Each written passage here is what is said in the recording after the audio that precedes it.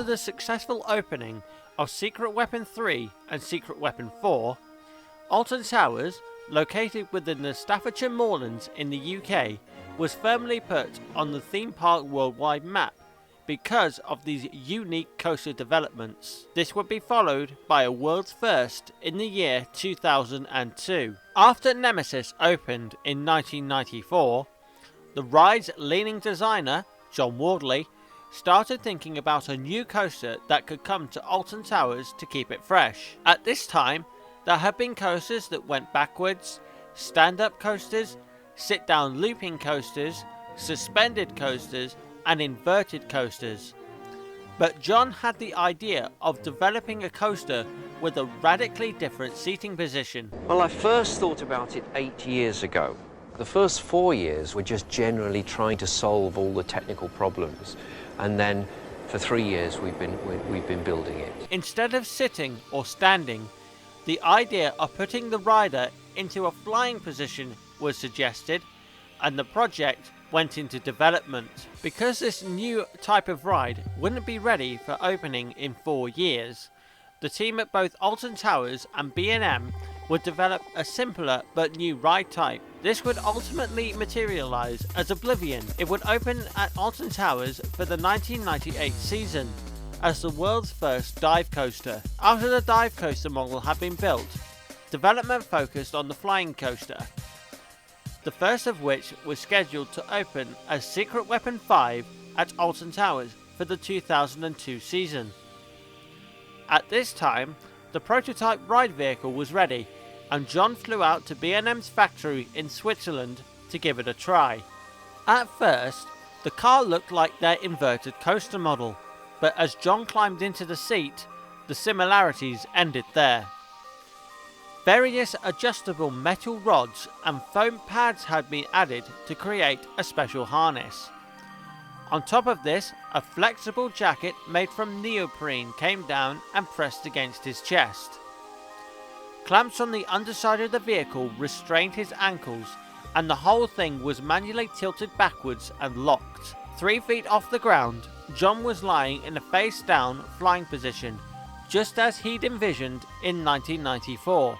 Although the visual aesthetics of the vehicle were much to be desired, it did prove that the concept was possible, and the team at Alton Towers now focused their attention on the layout, theme, and name for the new attraction, while B&M worked on the actual trains themselves.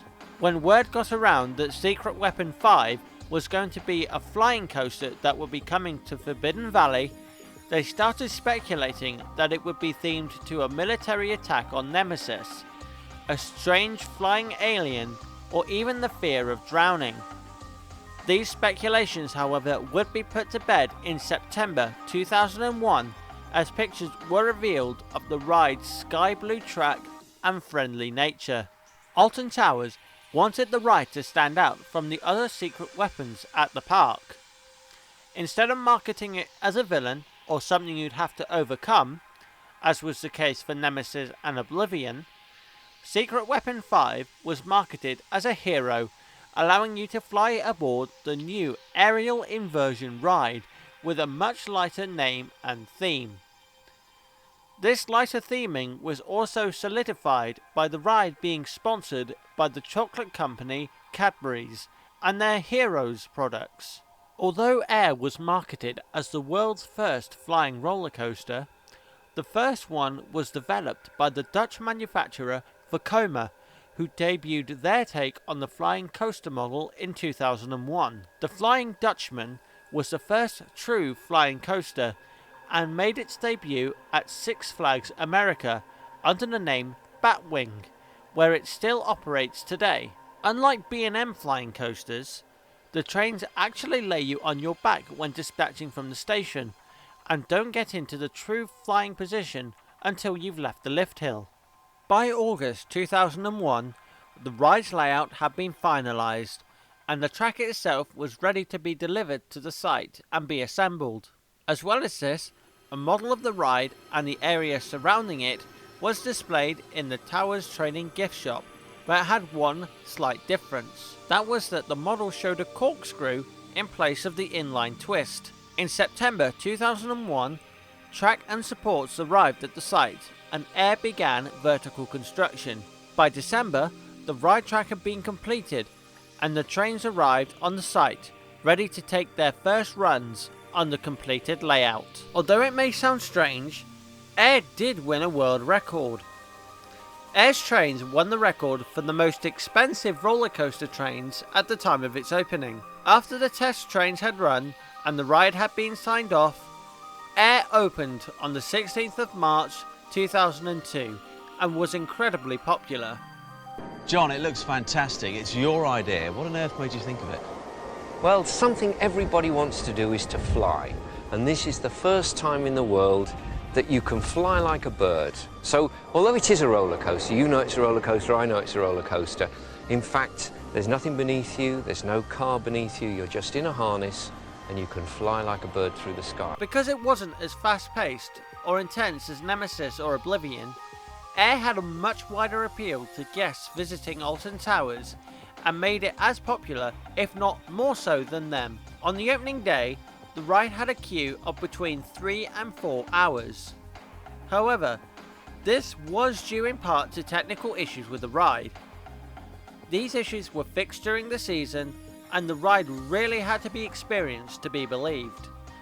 Air continued to thrill its riders up until 2015, when the park's new owner, Merlin Entertainment, announced that the ride was going to receive an upgrade and a retheme.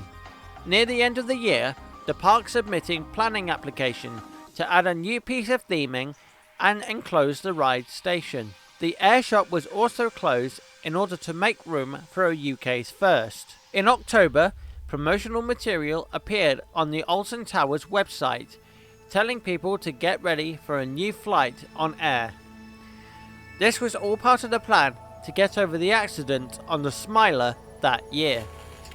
In early 2016, the park announced that the old Air shop would be converted into the UK's first and only roller coaster restaurant.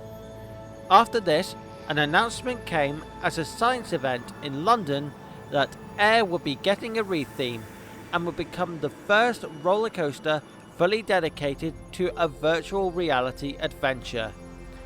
Also at this time, the ride's new name was announced as Galactica. To be the first to enter the cosmos, to engage single-handed in an unprecedented duel with nature, could one dream of anything more? So said Yuri Gagarin, the first human to journey to outer space. Now Alton Towers Resort plans to immerse thrill seekers in a soaring space adventure of their own, Galactica. To help with the marketing campaign, Canadian astronaut Chris Hadfield was brought in to promote the ride, which he gave a really big thumbs up to. It's so much more realistic than I thought it would be. It's completely immersive in the full 3 dimensions, and the physical sensations and the wind on your face, and then the visuals of where you are, an overwhelming mixture of sensations all at once. It's a blast. The newly themed ride opened on the 24th of March 2016 with a new space-themed soundtrack made by Imascore. The ride used virtual reality headsets to take you on an adventure through outer space, although it was optional if you wanted to use it or not.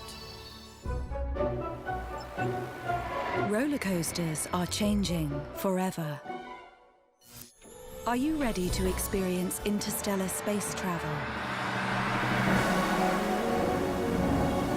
Galactica, the universe's first roller coaster fully dedicated to virtual reality. Journey beyond a ride. Galactica. Book now at altontowers.com. Online promotional material was released detailing the storyline of Galactica, even though Air didn't have one in the first place. The year is 3019. Deep in Forbidden Valley, a pocket of cosmic energy has been discovered, a wormhole. After extensive testing, it was proven that this wormhole could be harnessed for travel to other dimensions. The Aerospace Operating Group, Galactica, developed pioneering launch portal technology. The wormhole can now take up to 28 civilian galactonauts at a time further than they have ever imagined. Board the Air Wing 6000 craft, assume the position and commence the launch sequence. 3, 2, 1, blast off. Build up enough momentum to blast through the plasma of the launch portal and enter new realms of galaxies. As you soar over the Earth, you'll spiral between the rugged vistas of Vega 10 and glide through the cosmic clouds of Espin on a sensational journey like no other. The ride involved you soaring over the Earth before visiting a lava planet, Nero 5, and an ice planet, Kepler 9, with Eve, who is an artificial intelligence navigation system created by Galactica, who would also guide you through the sights that you're seeing. The ride film was made by 3D video designers Figment and Merlin Magic Making. You would wear a custom designed VR headset, which was actually a modified version of the Samsung Gear VR, which featured a smartphone inside. Figment managed to fix the issue of positional tracking by strapping the rider in tightly so that there is only head movement, then perfectly syncing the ride film with the ride itself. In order to signify the new theme of the ride, a physical portal was placed at the bottom of the first drop, which uses a range of lighting effects, sound effects and mist when the latest batch of Galactonauts pass through the portal. Although the ride was praised for its VR upgrade, people thought that the ride film was too game-like to feel like a realistic adventure through space. The major problem with the addition of the VR was wait times. Each of the used VR headsets had to be individually wiped after every single ride cycle, and in some cases this would be the full 28 headsets. Because the queue times were getting too long and the ride capacity was severely lowered, the decision was taken to make the back 3 rows VR only, and the rider would make a decision which one they wanted to ride before boarding. This reduced VR only lasted for the 2018 season, and in 2019 it was taken away completely. The ride now operates as Air did, but now with the space theming.